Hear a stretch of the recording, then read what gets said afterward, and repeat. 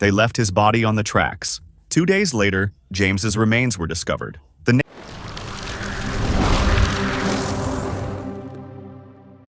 Content warning. This video discusses serious crimes involving minors. Viewer discretion advised.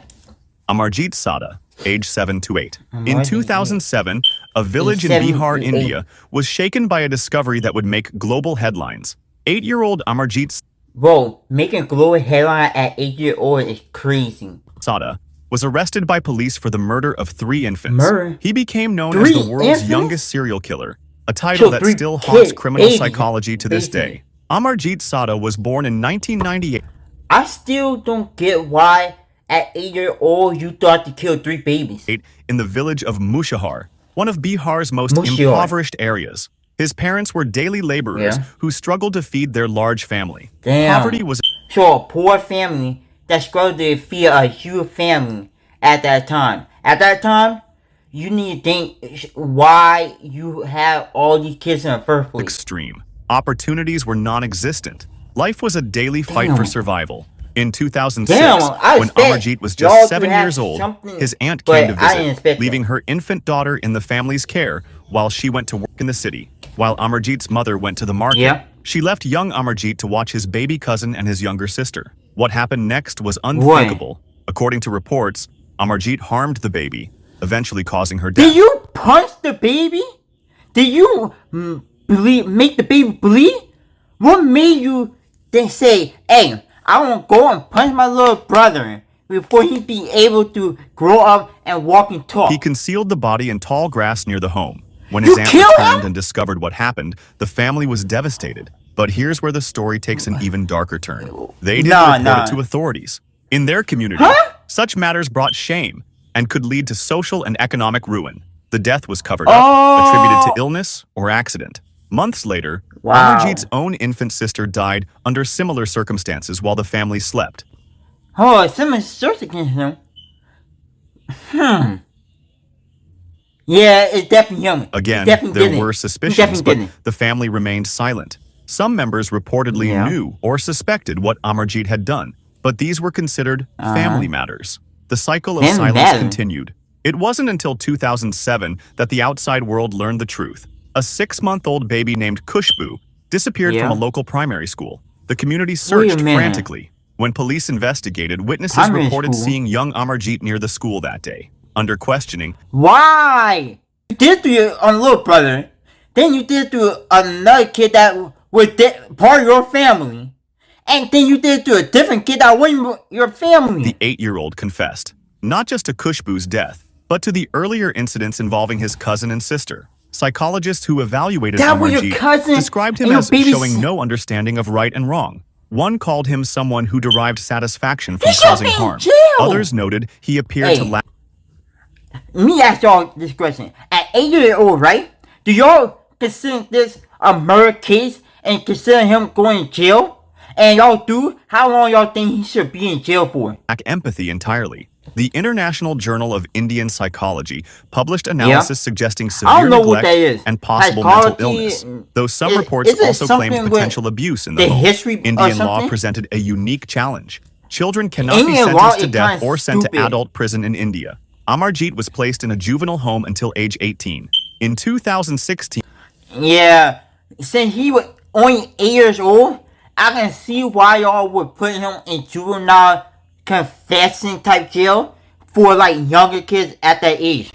When he turned 18, he was released. His current whereabouts are unknown. He was given a new identity and released back into society. The terrifying reality is that no one knows where Amarjit Sada is today. He's in his mid-20s now, living somewhere under a new name. Whether he was rehabilitated during his 10 years in the facility remains unclear. His case raised urgent questions about how to handle children who commit violent acts and whether an 8-year-old can truly be reformed. Jesse Pomeroy, age 12 to 14, December 1874. So, Boston we got 7 to 8. Then we got 12 to 14. Courtroom fell silent as a 14-year-old boy stood before the judge. Jesse Pomeroy had just been convicted of murder, becoming the youngest person in Massachusetts history to face a first-degree murder charge. The courtroom was packed. Reporters filled every seat. The entire nation was watching. Because this case forced America This to was confront US? an uncomfortable question. Nah, Can a child be I thought it evil? was in a different Jesse country. I didn't know Pomeroy it was was in born in US. 1859 in Charlestown, Massachusetts. From birth, he was different. A medical condition left his right eye covered with a white film, giving him an unsettling appearance. Other children mocked him relentlessly. That's kind of sick. But I can see why he felt like the type of person to do something like that. His father, a butcher, was harsh and distant. School became a nightmare of isolation. By age 12, something had changed in Jesse. Between 1871 and 1872, young boys in the Chelsea and South Boston areas began reporting attacks by an older boy. They described being lured to isolated locations with promises of money.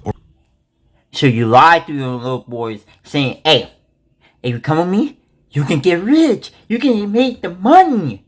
But then they end up dead because of you.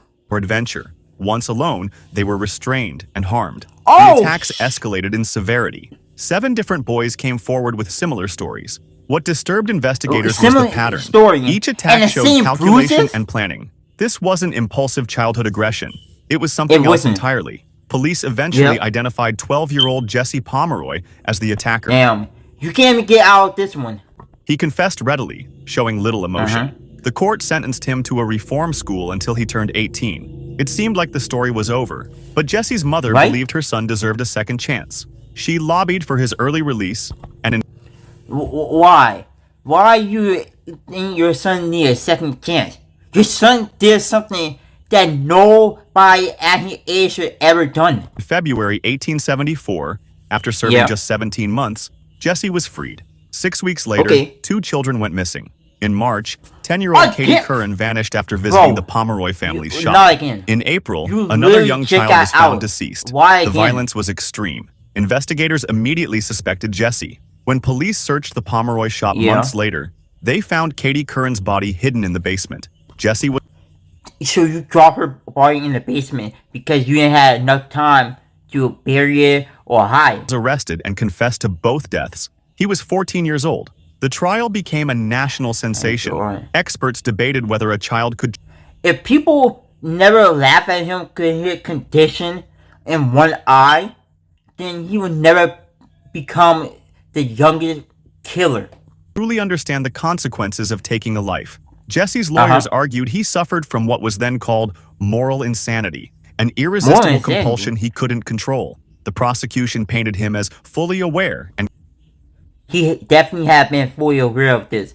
Because I hate when people say you got a post-condition that make you do that. No, you don't. You just want to kill people. Calculating. The jury found him guilty. The judge sentenced him to death. I don't blame At 14, Jesse Pomeroy was the youngest person in Massachusetts to receive a death sentence. But he would never be... He was the first person to be on death row? Not the first one, but the youngest first person on death row.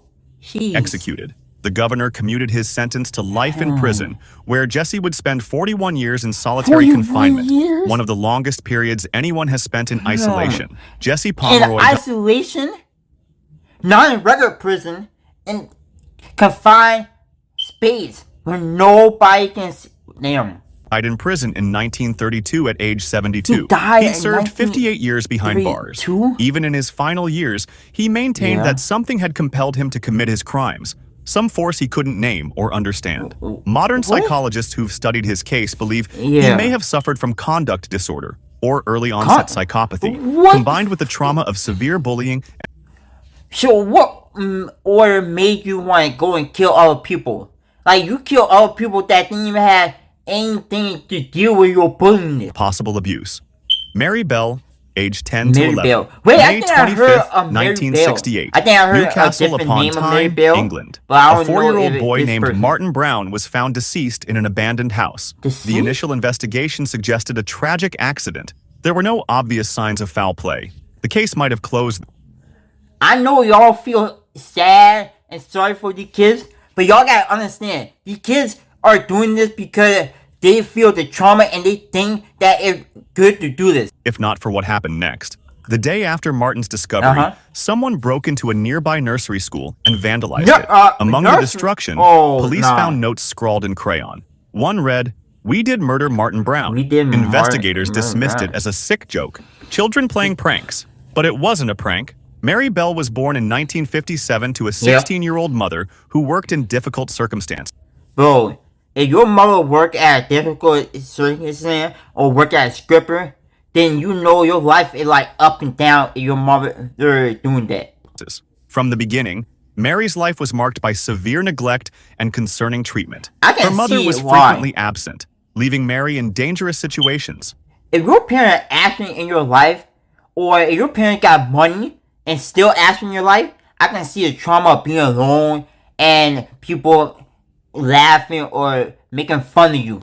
So there were reports of harm that no child should ever endure. By age 10, Mary had become withdrawn, manipulative, and prone to violent outbursts. On May 25th, the day before her 11th birthday, Mary caused Martin Brown's death in that abandoned house. She was so small herself that investigators couldn't initially determine what had happened. Damn. So she was small herself. I don't even know if she was the same age as him. And investigation party didn't think it was nothing because she was a kid. It appeared to be an accident or sudden illness. 2 months later, on July 31st, 3-year-old Brian Howe disappeared while playing outside his home. His body was found that evening. This time, the evidence was clear. Someone had harmed him deliberately. Police began interviewing local children. 2 girls kept appearing in the investigation. Mary Bell and her friend Norma Bell, who despite sharing a last name, were not related. Yeah, a lot of people are not related. So you can't go and say Mary Bell did it or Norma Bell did it. Because one of them probably didn't. But yes, we know Mary Bell didn't. Both girls acted strangely during questioning. Norma seemed excited about the investigation. Mary was evasive and showed odd emotional responses.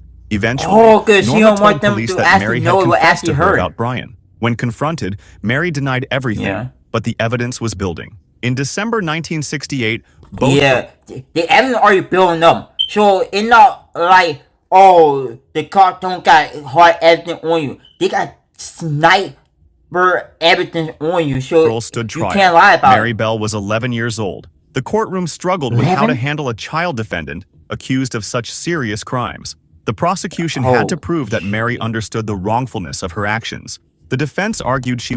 Come on, at 11 years old, you should already know the wrongful of your actions. When I was 11, I never thought of going to kill someone because my parents neglected me. I would never do that. Even if my parents neglect me, I would never kill anybody. Was too young to form criminal intent and had suffered such severe mistreatment that her mental state was compromised. After deliberation, the jury found Mary guilty of manslaughter due to diminished responsibility. Norma was acquitted. Mary was sentenced to be detained at Her Majesty's pleasure, essentially an indefinite sentence. She was sent to a secure facility for young offenders. Mary served 12 years before being released at age 23. She was given a new identity and lifelong anonymity to allow her a chance at rehabilitation. I just realized a lot of people who become a murderer at that age end up living a different life and changing their name and living different than what they was. That anonymity has been extended to protect her daughter and granddaughter. What makes Mary's case particularly significant is what it revealed about childhood trauma. Gita Sereni, a journalist who extensively studied the case, found that Mary had been subjected to horrific mistreatment throughout her childhood. She wasn't born violent. She was shaped by circumstances no child should face. Mary Bell's case forced Britain to examine how it treats both child offenders and child victims of mistreatment. Today, Mary Bell lives anonymously somewhere in Britain. According to those who've spoken with her, she doesn't claim to be wrongly convicted and acknowledges that her traumatic childhood doesn't excuse her actions. Robert Thompson and John Venables, age 10, February 12, 1993, Bootle, England. 2-year-old James Bulger was shopping with his mother at the New Strand Shopping Center when he disappeared. Security cameras captured haunting footage. Normally, I was thinking he probably left because someone said, "Hey, I got free cane for you," or he probably wanted like a tour or something. 2 older boys leading the toddler away by the hand. The boys were Robert Thompson and John Venables. They were both they 10 were years like old. friends. What followed was 'Cause one they of the don't most share the shocking same last crimes name, in British history. so The they two gotta boys be led friends. James on a 2.5-mile walk through Liverpool. Dozens of people saw them. I gotta realize, why didn't the mama realize once her kid got missing? Like, how slow you gotta be to not know where your kid was going? Some even asked if the toddler was okay. The boys told them he was their brother, or the police station. No one intervened. Yeah. They eventually Nobody brought James to a intervened? railway line in Walton. There, away from I blame the mother, and I blame the people that actually saw him. The people and the mother need to go to jail. witnesses, they attacked him. The violence was extreme and prolonged. They left his body on the tracks. 2 days later, James's remains were discovered. The nation was horrified. No! Police reviewed CCTV footage and released images of the two boys. Anonymous tips led them to Robert Thompson and John Venables, both of whom had been absent from school that day. During questioning, They thought they were funny. They thought they did something really smart and not gruesome. both boys initially denied involvement. Eventually, See, under pressure and with I evidence, already knew it. When you go for questioning, they always gonna say, "Hey, I ain't did it. I ain't do nothing." they began admitting to parts of what happened, though each blamed the other for the worst of it. The But you backgrounds both of y'all both didn't. boys revealed troubled homes. Robert Thompson came from a family where violence was common. He'd witnessed and experienced severe Wow. mistreatment from a So young age. that's why John you feel Venables like that. also had a difficult upbringing, though Yeah. different in nature. Both boys had shown behavioral problems at That's school. why In they- November they all 1993, said. Thompson This and one I can Venables stood understand trial. why they would Because go of the and kill severity people. of the crime, I see they why. were tried in an adult court, though accommodations were made for their age. The trial was extraordinarily difficult. The judge, Why? jury, and public struggled with the reality that 10-year-old children had committed such an act. Both were found guilty and sentenced to detention at Her Majesty's pleasure. The judge called it an act of unparalleled evil and barbarity. But determining how long they should serve Yeah. proved controversial. The original recommendation was 8 years, later increased to 10, which meant they'd be released as teenagers. Public outrage would. was intense. James Bulger's family was devastated, feeling that justice hadn't been served. Yeah, justice didn't have been served, and it's been the mother's fault. If the mother didn't let her son go out her hand and pay more attention to him, then he would never been dead.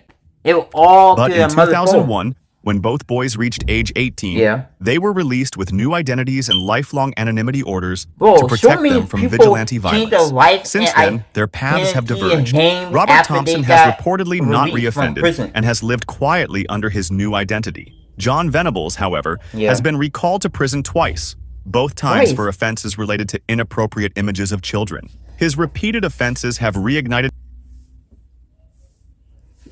You didn't learn your lesson the first time. debates about whether he should have been released in the first place. The James Bulger case remains one of the most analyzed and debated Damn. cases in Analyzed British legal and history. brutal case It raised in fundamental world questions. history. At what age can Maybe- someone be maybe held in fully the responsible? Can world children who of commit such Earth. acts be rehabilitated? And how do we balance punishment with the understanding that children's brains are still Yeah. developing? How do Craig we Price, age 13 to build the 15, punishment like that? September 5th, 1989. Warwick, Rhode Island. 1989. Police responded to a disturbing scene at a family home. Inside, they found 3 victims. The violence was 3? extreme and shocking. The community was terrified. A dangerous killer was on the loose. Who did that? What police didn't initially realize was that When? the killer lived just a few houses away, and he was 15 years old. Craig Price was born in 1973 and grew up in the Buttonwoods neighborhood of Oh my Warwick. God. To his neighbors, These he seemed like a teens normal and kid, kids athletic, had involved in no sports, reason to be generally doing all friendly. this. He was known as Iron Man. And you have all this going for you, and you go and kill 3 people. House away from you? Come on. Because of his size and strength. His teachers described him as bright. Yeah. But beneath that normal exterior, something was deeply wrong. On July 27, Something did deeply wrong with 1987, him. when Craig was just 13 years old, he committed his first act of violence. His victim was Did? Rebecca Spencer, a 27-year-old mother who lived 2 houses away from the Price family. Craig broke into her home and attacked her. The crime was brutal why and are appeared you killing motiveless. people in your Police neighborhood? had no suspects. The case went cold. For 2 years, nothing happened. Craig went to school, played sports, and lived what appeared to be a normal teenage life. Then, on September 1st, 1989, he struck Aye. again. This time, his victims were the Heaton family, Joan and her 2 young daughters. Craig later admitted he was under the influence of substances when he broke in. You're 15. Why are you taking substance? Why are you doing all this? And you just ruin your life. And they're going to actually trace the first case to you. Their home that night. The breakthrough came 4 days later. Police noticed that Craig had an injury on his hand, which he claimed was from an unrelated accident. A search of his home revealed concerning evidence. Under questioning, Craig confessed, one thing, the killers don't know the way of hiding weapons, rubbing a fingerprint off the weapons. Like, they really want these cops to find them. Not just to the Heaton family attacks, but to Rebecca Spencer's death 2 years earlier. His confession was chilling in its lack of remorse. When asked why he did it, he couldn't provide a clear answer. Craig Price was arrested just weeks before his 16th birthday. This presented a massive legal problem. Under Rhode Island law at the time, juveniles could not be tried as adults, regardless of how serious their crimes were. This meant Craig could only be held until age 21. Despite killing 4 people, he would serve a maximum of 6 years. The community was outraged. How could someone who'd committed such violent acts be released after just a few years? Citizens, like, how are you going to be released after a few years committing 4 deaths and not tried as an adult for that? Formed groups to lobby for legal changes. The case attracted national attention. Even President Bill Clinton weighed in, advocating for reforms to juvenile justice laws. Rhode Island passed new legislation allowing juveniles to be tried as adults for serious crimes. But these changes couldn't be... If it's like a basic crime like that, hey, juvenile is definitely going to get charged as an adult. It depends on the punishment and how bad the crime is. Hey, you getting charged as an adult. Retroactively to Craig Price. He'd beaten the system. Or so it seemed. While incarcerated, Craig's behavior ensured he wouldn't be released at 21. He repeatedly got into fights, assaulted corrections officers, and violated institutional rules. Each infraction resulted in additional charges and extended sentences. In 2004, he was transferred to Florida's prison system, where he continued his pattern of violence. In 2017, Craig Price was charged with attacking another inmate. He pleaded guilty and received an additional 25-year sentence.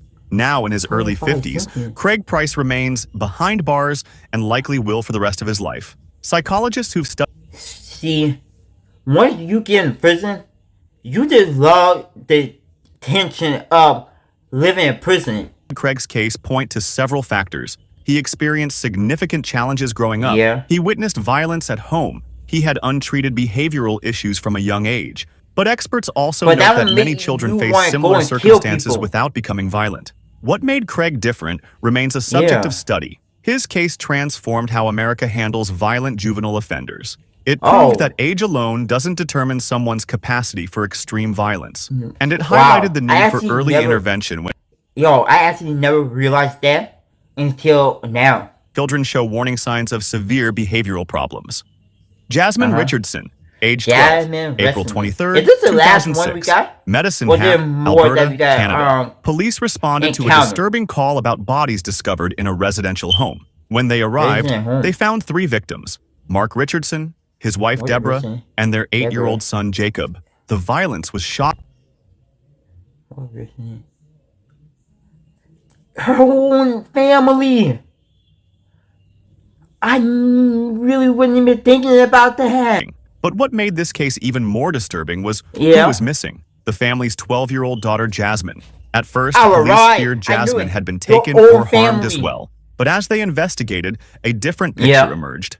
In Jasmine's school locker, they found a drawing, stick figures of a family inside a burning house, and a girl running to a truck. Evidence on her computer revealed dark conversations with an older man named Jeremy Steinke. Within 24 hours, police located Jasmine and Jeremy in Saskatchewan. They were arrested together. Under interrogation, the truth came out. Jasmine and Jeremy had planned and executed the attack together. Why would you plan and execute your own family? What made you do something so bad that you're on the top of my list right now? In goth subculture. She dressed in black, wore heavy makeup, and spent hours online in forums dedicated to dark themes. Her parents, Mark and Deborah, initially thought it was just a phase. But when the A lot of 12-year-old parents began a would say, relationship "Oh, with it's definitely a 23-year-old phase." Jeremy Stinky, they Right? A lot of parents would say it's definitely a phase, right? But when you realize that your daughter is dating someone who is 23 years old, way older than her, at that age, you really gotta ask your picture and say, damn. alarmed. Jeremy claimed to be a 300-year-old werewolf. He wore a vial of what he 300 said was blood around his werewolf. neck. He was immersed in fantasy and had his own troubled background, including an unstable childhood and possible developmental issues. When Jasmine's parents discovered messages between their daughter and Jeremy discussing violent themes, they forbade her from seeing him. They took away her computer. They grounded her. But Jasmine found ways to I don't blame the parents for taking her on computer. You should have never been talking to someone that old. communicate with Jeremy anyway, and her resentment toward her parents grew. In She online was mad at her conversations, parents. Jasmine Take her began laptop expressing a and desire taking to be herself free of her so she parents. won't talk to Jeremy a encouraged 23-year-old. these thoughts. Together, they began discussing a plan. On April 22nd, the night before the attacks, they watched the movie Natural Born Killers, about a couple who go on a violent spree after the boyfriend eliminates the girlfriend's parents. The next That is the dumbest thing you could ever done. To watch a movie like that and then actually commit the crime to that movie is crazy. night, Jeremy entered the Richardson home through a basement window. Witnesses later testified that Jeremy was responsible for the attacks on Jasmine's parents, while Jasmine was in her brother's room. The details of what happened to 8-year-old Jacob remain disputed, with each defendant blaming the other. After fleeing the scene, Wait, so... No. I just realized Jasmine gotta be the one who killed her 8-year-old brother. I think she killed her 8-year-old brother because she didn't want her 8-year-old brother to snitch on her and tell the cops. Jasmine and Jeremy were found the next day. Both were charged with 3 counts of first-degree murder. The trial raised complex questions. They Jasmine was definitely 12 be years charged old when the as crimes occurred, making her Don't the say youngest they person gonna in Canadian not be history to charged. be They convicted definitely be of charged multiple as counts of both murder. of them. Could someone so young truly understand the permanence and horror of what she'd done? Nope. Was she manipulated by She an really older didn't partner, even care. or was she an active participant? The court found Jasmine guilty on all 3 counts. Because of her age, she received the maximum sentence allowed under Canada's Youth Criminal Justice Act. 10 years, How long? with 4 years in a 10 years. psychiatric facility, So she followed won't- by she won't community get out at supervision. 22 Jeremy years. Steinke was convicted as an adult and received 3 life sentences. In 2016, 3 life? after completing Come her on. 10-year sentence, Jasmine Richardson was released. She's now in her early 30s, living under a new Early identity 30s? somewhere in Canada. Canadian law protects her privacy, How is she and her in her records were 30s? sealed after she served her time without reoffending. Wait a minute. This is not right. How is she in her 30s? She committed that crime and I'm not even thinking straight. I don't know what just Is happened. controversial. James's family believed Girl, she I thought deserved she a was supposed to longer be sentence. 22 years. Others And pointed she to her only had young 10 age at the time of the years crimes sentence. and argued that rehabilitation should be possible for children. Jasmine Richardson's case illustrates the complexity of juvenile justice. She was a child influenced by an adult, immersed in dark online subcultures, and struggling with her own mental health. But she was also convicted of participating in the deaths of her family. Where does accountability begin? And can someone who committed such acts at age 12 truly be reformed? Yo, if that video was wild, you haven't seen anything yet. I put my funniest reaction right here in this playlist, and YouTube thinks you love this special video next. Click one of those, hit the sub button if you are new, and I'll see you in the next one. Peace.